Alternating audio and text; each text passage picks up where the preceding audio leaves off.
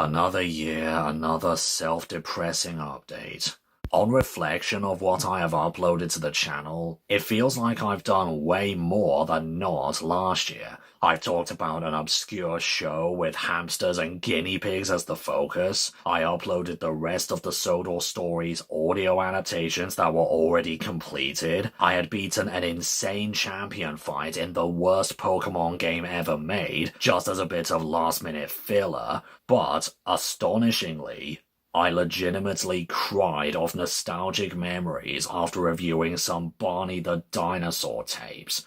Look, I don't mean to keep mentioning that emotional fit of mine, but it's just been stuck in my mind ever since the finished video was publicly uploaded, and it's kinda hard to watch in retrospect. The reason for me breaking down like I did was because I was going through a rough period around that time. And I don't just mean by the passing of my younger cat Dudley. I had some personal family matters that I won't explain. Anyway, I'll start by talking about my latest upload by the time of me recording this, my video talking about the Gingerbread Man series. I was originally hoping to have this, the Riverbank video, and the Barney video all uploaded 4 months apart from each other, so that you could all see all of them in the span of 1 year. But real life stuff got in the way. I felt less motivated to edit audio or constantly draw an orange cookie man, knowing how long these videos are, and it was just an unrealistic thing to hope for. And it seemed like you people really enjoyed the Gingerbread Man video, especially the unofficial episode concepts that I showcased at the end. Even when I only uploaded the sneak preview of the video, people were invested, and some even decided to watch the original series for themselves after watching the teaser. I can't say that has happened for the other 2 videos. But honestly, the original animations I did for that segment wasn't my best. I mean, I kept forgetting to add bits of mold on Ginger's head, I was rushing some drawings out just to get it all over with, and the art app that I use all the time has a paint bucket tool, but it doesn't fill in every single detail of the shape that I want to fill in. Do you see those white specks? When saved onto a transparent background, you will see bits of the video footage's background in the Gingerbread Man drawings. This bullshit is the reason why animations, Sodor Stories character drawings, and drawings in general take way too long for me to complete, because I am wasting a good chunk of every day drawing over the outlines just to fill in all of those dead pixels, and then draw the outlines a second time. But at least there was a hell of a lot more show footage that I could use for the story I wanted to tell. Way more than I had originally thought. So I didn't really have to draw as much as in other projects I'm doing. And the rest of the video was fun to edit anyway. My personal favorite bits to edit was the High Guardian Spice reference and me doing the Ernie meme many months too late. And I just loved how in-depth I was describing certain creepy scenes that impacted me so much when I was just a wee little boy. I was talking in more detail and tried more descriptive vocabulary on this video than on any other show that I had reviewed. I don't even think some Tomtober videos were this verbally detailed. I'm a bit proud of that, honestly.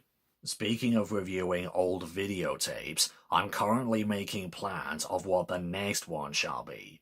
The 2 Teletubbies videotapes that I owned and somehow kept rewatching despite how lacking they are. There's kind of a pattern that I have subtly been noticing with these specific reviews. I've reviewed something that's rather charming in a way, then something I was embarrassed to ever watch at first, then one of the most underrated kid shows in the period that it was released, and now back into the negative side again. And before ideas pop into your head, No, I'm not going to get any heartbreaking nostalgia creeping into my veins like in the Barney tapes. I'll mostly be bored, questioning the show's universe, and struggling for things to write into the video script. Luckily, the next video will give me more than 2 lines of opinions to write, and here's a visual sneak peek of what I'll be reviewing.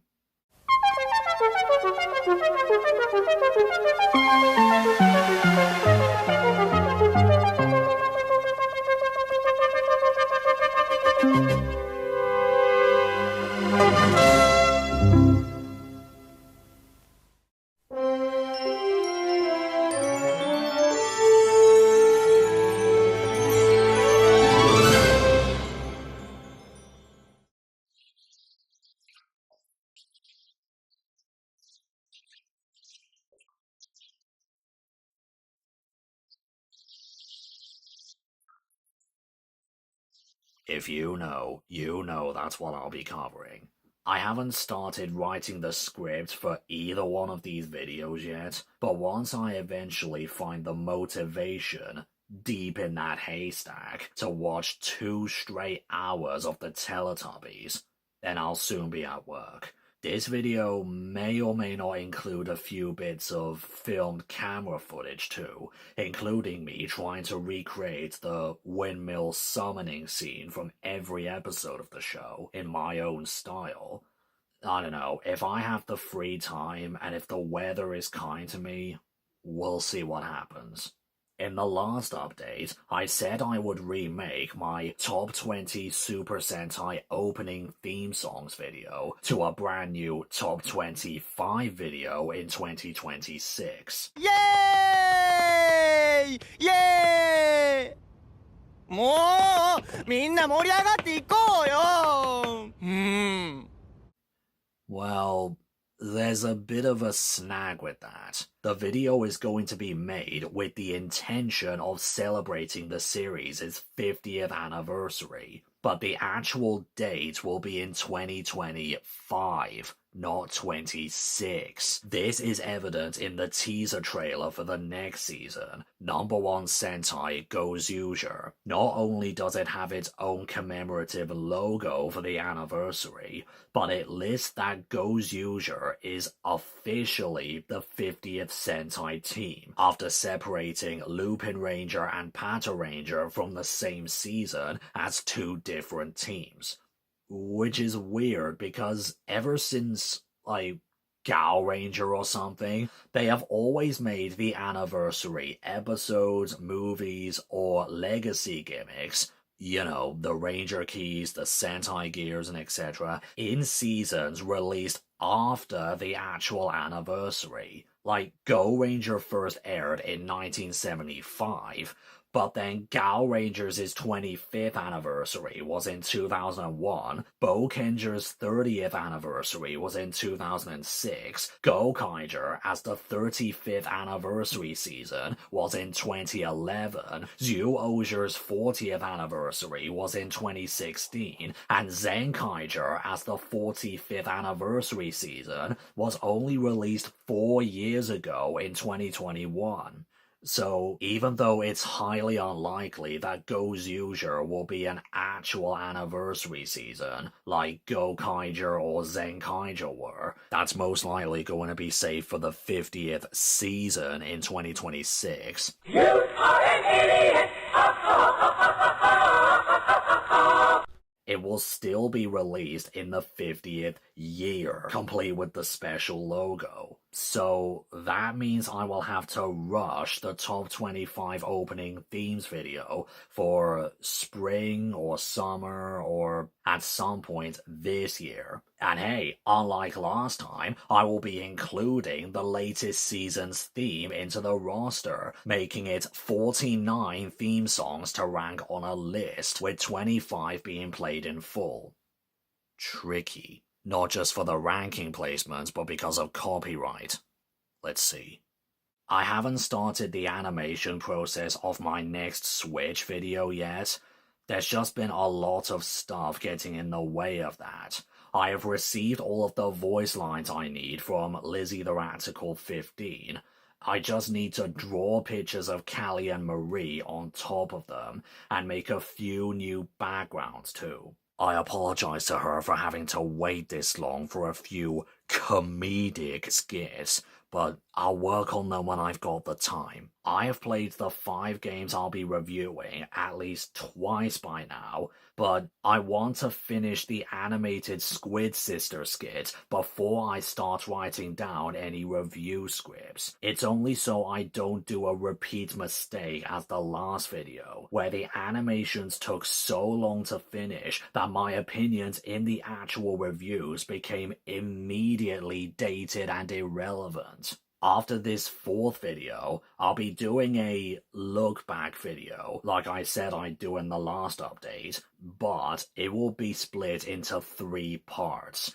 Part 1 will be me returning to the last 20 games I would have reviewed at that point, updating certain opinions on them, point out stuff I failed to mention the last time, and even try to complete any additional content that I didn't have the time or the money to do before, like both Smash Bros. Fighter Passes or Crash Bandicoot 4's Perfect Relics and Breath of the Wild's DLC.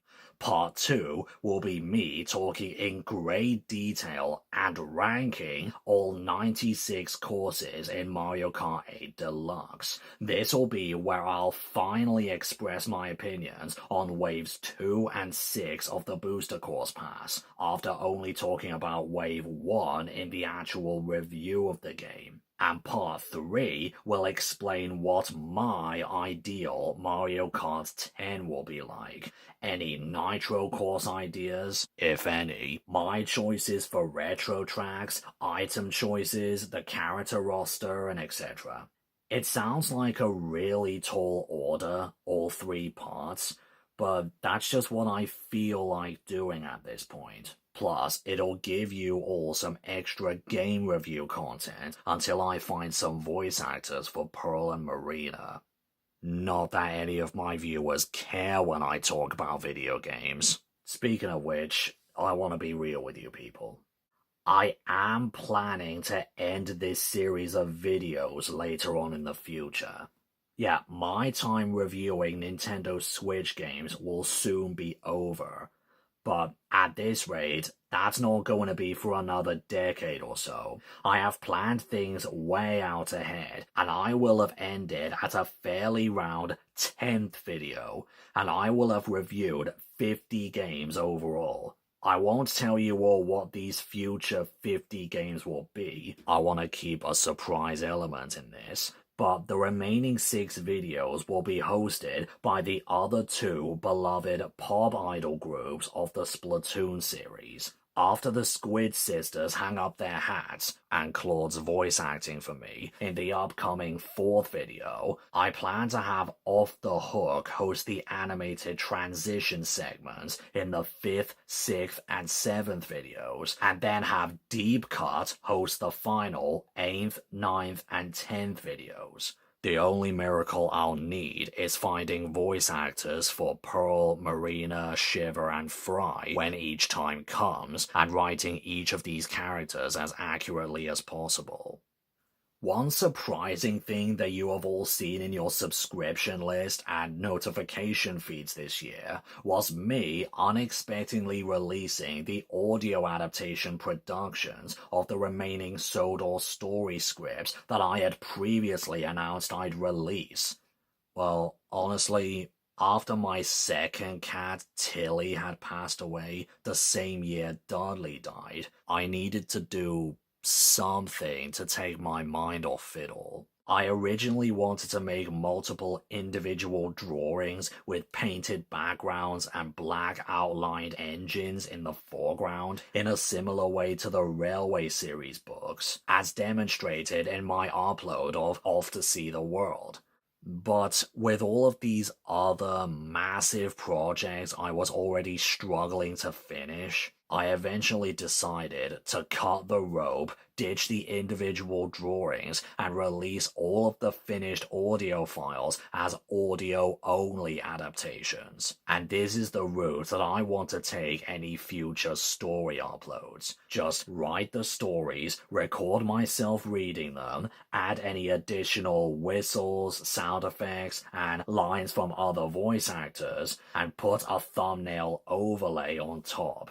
Since this is a visual platform, it's a bit disappointing not seeing much visual representation of what I'm reading about in these stories, like I had originally envisioned. But this audio-only approach is the quicker, easier, and better direction for me. I mean, if the buried truck can do it, why can't I? Although, I'm thinking about doing the individual drawings thing one more time with the story Thomas's Worldwide Travels, drawing photographs of each of the railways and engines Thomas met around the world.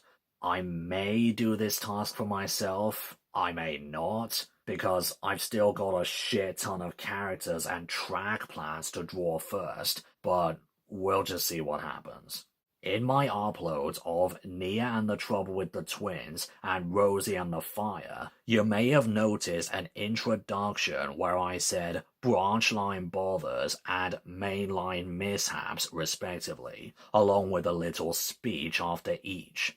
Well, the original intention was to have the 4 stories structured the same way as the Railway series books. 4 or 5 stories connected to each other via an ongoing arc or similar themes, with loads of individual drawings to boot. This original plan is evident when A New Job for Isabella and 2 Shovels Are Better Than One take place at the same time, with subtle references to each other, if you listen carefully enough.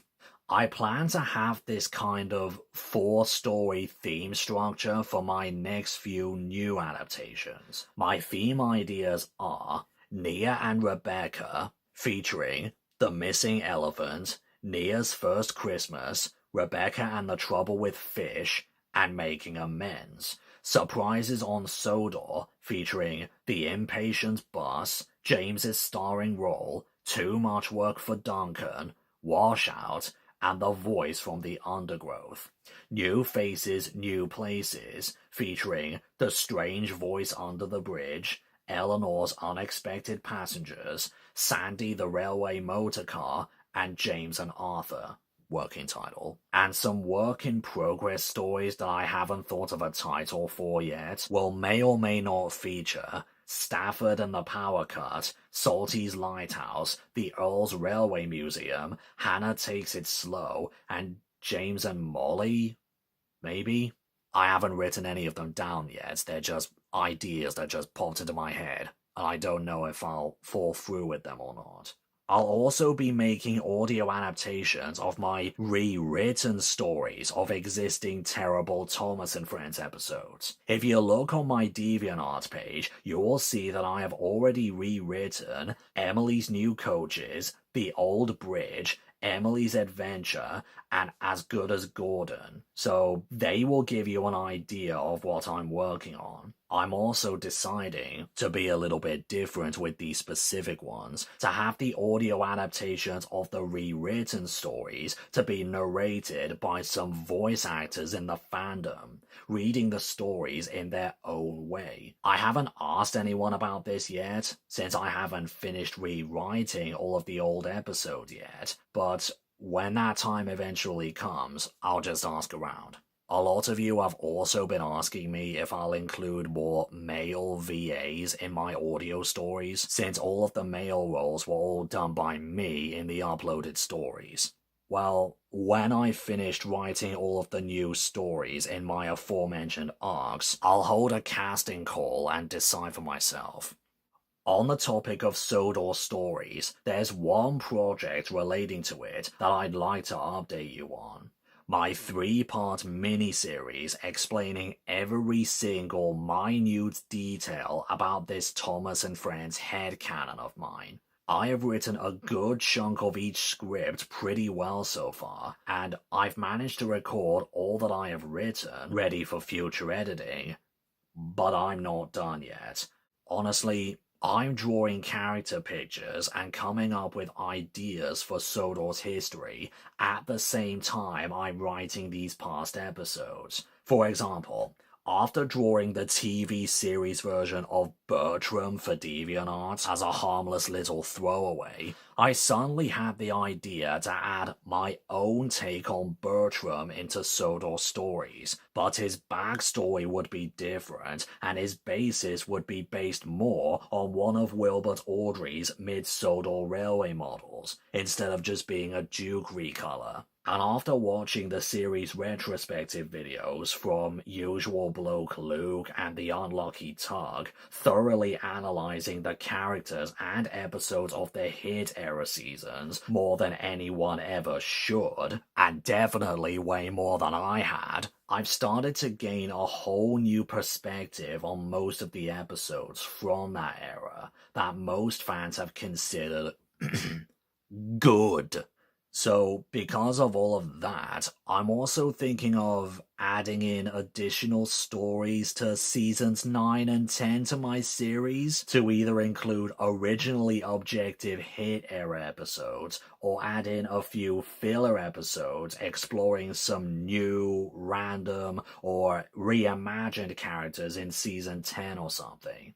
I know this decision will give my wiki editors wrist cramps by changing the episode numbering in seasons 9 to 17, but I'll wait until I have come to a decision on that.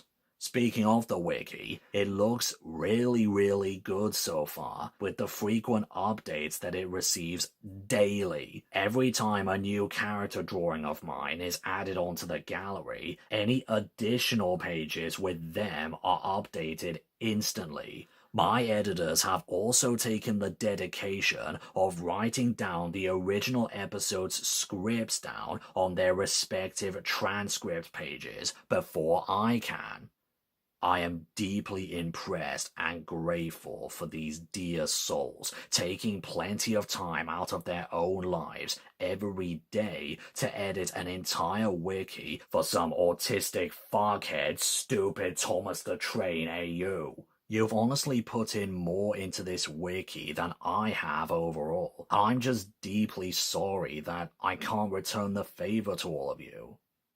So yeah, once I am finally done drawing all of the characters, ironing out the entirety of Sodor's history, and even drawing some track plan diagrams of each and every station, yard, and harbor on the island, however the flying hell I intend to do that, I will make videos explaining everything in great detail.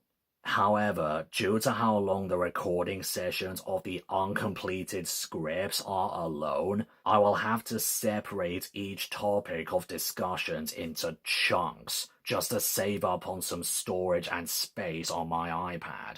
Like, part 1 will be explaining all of the characters, but I will be explaining the seasons 1 and 2 characters in one sub-video, and then all of the season 3 and 4 characters in the next sub-video, and etc. Part 2 will be explaining the Sodor map, but Part 2.1 will be covering the main line, Part 2.2 will be the Little Western and Harwick branch lines, Part 2.3 will be Thomas's branch and the Harbour line, and etc. And Part 3 will explain Sodor's history, but Part 3.1 will be covering the Middle Ages and the 19th century, Part 3.2 will be 1900 to 1939, Part 3.3 will be 1940 to 1954. You know what I mean at this point. And if you think that I can just re-upload all of the individual parts of each topic together as 3 compilation videos, like most big channels do, I don't think my iPad has enough space for each one, so it's most likely never gonna happen. But the bottom line is, At some point before the end of this decade, my 3-part miniseries explaining my Sodor Stories headcanon will be uploaded. Oh, and one more thing about Sodor Stories. It has come to my attention a lot that many people on DeviantArt and on YouTube community posts have been taking my engine drawings without asking me and crudely scribbling colors on them into their own OCs, also without asking me. The takedown reports I have received on DeviantArt have been too many to count. So, let me clear the traffic right now. My own drawings of Thomas the Tank Engine characters are not to be copied, replicated, redrawn, scribbled over, or used in anyone's pictures. Even if you ask me nicely for my permission, I unfortunately still won't accept. Why not? Well, you may or may not have forgotten, but these engine drawings are for the Sodor Stories versions of these characters, meaning most of them look different to how they originally looked in the show, from little changes like a different number, to giving the character a completely different livery or a different basis altogether. These are not the TV show takes on these characters, even though most of them look as if they are. These are the Sodor Stories takes on them, which has a slightly different history, new characters never seen before, and some characters may have different backstories or personalities to them. This Bertram is not the same as this Bertram. This Billy is not the same as this Billy. I hope you know what I'm saying. If you want to draw your own OC, can you at the very least attempt to draw them yourself? Please? Whether with your fingers on a drawing app or just drawing it on a piece of paper and photoing it. Even if you like my drawings, just don't carelessly scribble over them and call them your own.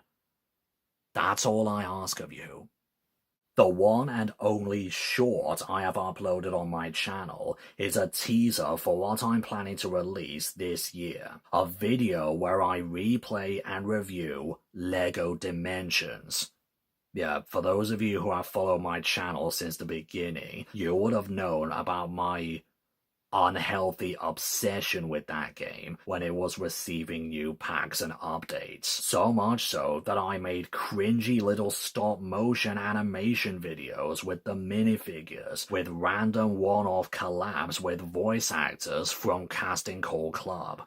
Well, since I still have the minifigures, as a constant reminder of the kid I used to be, I decided to take a look back at this massive crossover game through the eyes of a more calmer man who can review the game as a game, explain about the game's history, its impact on the crossover genre, and even explaining about its many cancelled elements, with my own ideas of the game's third year of content that never came to be. I've already written the entire script and recorded the whole thing through many sessions, all ready for editing. I just need to find the time to go through the tedious audio editing process, all 3 or so hours of it. I'm praying to God that I can have the video finished in time for the game's 10th release date anniversary in September, but I'm not too sure at this point. Another project I haven't started writing the script for yet is my potential review of the first 3 seasons of The Loud House. I have been regularly watching episodes of these early seasons to get an idea of the main cast, their dynamics, strengths, weaknesses, and signs of flanderization at points, and seeing what I like about each character. Oh yeah, and questioning why Lynn is anyone's favorite character. And since my brain just can't stop coming up with impossible ideas, I'm having this idea for some reason of having animated segments of the Loud siblings watching my review video on their TV in their living room, providing commentary in their own distinctive ways of my opinions of themselves or their past escapades, like Lola being flattered about something I compliment her for in an episode, or Lynn arguing at the TV about me ranting about her, or shit like that. Trying to draw each sister in the show's own art style and finding voices for each of them. Come on, this idea will never become a reality. You've just got too much on your plate as it is. Just stop dreaming. Another video I'm planning to release at some point this decade is a new commercial review video. For those who haven't been on my channel for too long, I have made 4 videos many years ago of me reviewing nostalgic, scary, or strange TV adverts. You'll never guess where I got the idea from. I'll give you a hint. The first video was an abysmally made, poorly edited, shameless rip-off of it. Well, I've made a private playlist a couple of years ago where I add in more and more adverts whenever I come across some that I feel like talking about, either when I'm watching it on TV or streaming apps, or if I randomly look up scary PSAs or something on YouTube. That playlist gets updated every once in a while, every time I run into a commercial on YouTube that I feel like I could tear to shreds. I'm just waiting for the right time to find enough advert material to reach at least half an hour, and write any opinions I have on them in script form.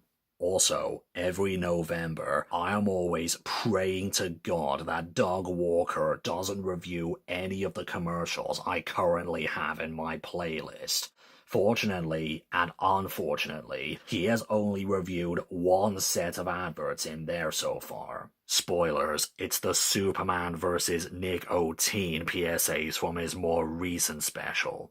And the final video I'll announce in my never-ending idea receipt is a video where I look back at the kid shows I have reviewed so far and talk about what has changed about these franchises, if they're still going on before the end of the decade, if they have gotten better or worse, and how my old videos still hold up. The shows I plan to revisit for this video so far will be Fireman Sam, Bob the Builder, Postman Pat, Noddy, Pingu, Power Rangers, Underground Ernie, Barney the Dinosaur, and Thomas the Tank Engine, with some more to follow, depending if I continue my VHS and DVD review series. I swear, I'm not just relying on my past videos for new videos because James is running out of ideas! I'm at least trying to talk about something different relating to these old topics and shows. I plan to release this look back and update video at some point in 2028. Why that far forward? Well, 2028 will be the 10th anniversary year of my infamous Bob the Builder reboot video that made me, popular? For worse more than better, but still popular. Some of these shows will have more to talk about than others, but I'm still going to be doing this video as sort of a swan song of my time reviewing nostalgic kid shows. I don't know if I'll still be reviewing nostalgic shows in 2028, or if I'll still have a YouTube channel by then, but let's just hope. So, that's every single internet project I have planned for the rest of the 2020s so far. And unless I have another impossible video idea springing into my head by next year, I don't think I'll make another update video again. I've pretty much filled my basket to the brim at this point. I realize that some of my projects get cancelled for one reason or another, and I constantly delay my videos more than Valve delays their games, but I do have a life. I need to eat, I need to sleep, I need to work, I need to get money the old-fashioned way, and tiredness and burnout happens to me more often than any other person on this planet. So, this is James signing off by saying, how have I made it this far for so long?